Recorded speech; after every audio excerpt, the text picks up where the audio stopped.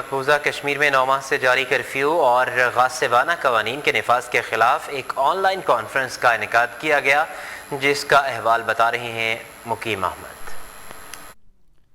مقبوضہ کشمیر میں بھارت کی جانب سے 9 ماہ سے جاری کرفیو اور کشمیر کی خصوصی حیثیت کو ختم کرنے پر صدائے روس، کشمیر انٹرنیشنل اور کشمیر سالیڈیرٹی کونسل کے زیر اہتمام ایک آن لائن کانفرنس منعقد کی گئی، جس میں دنیا بھر سے کشمیری شریک ہوئے۔ وفاقی وزیر برائے ریلوے شیخ رشید احمد اور سابق سینئر وزیر آزاد جموں و کشمیر چودھری لطیف اکبر نے خصوصی شرکت کی۔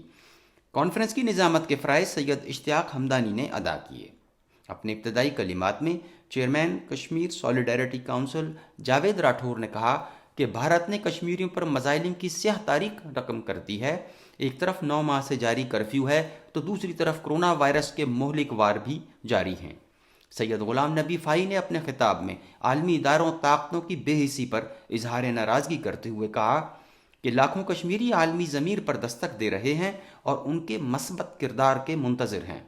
دیگر مقررین نے کہا کہ بھارت کشمیریوں کی نسل کشی کر رہا ہے، کشمیر کی خصوصی حیثیت کو ختم کر کے غاصبانہ اور ظالمانہ قوانین کا نفاذ انتہائی قابل مذمت ہے۔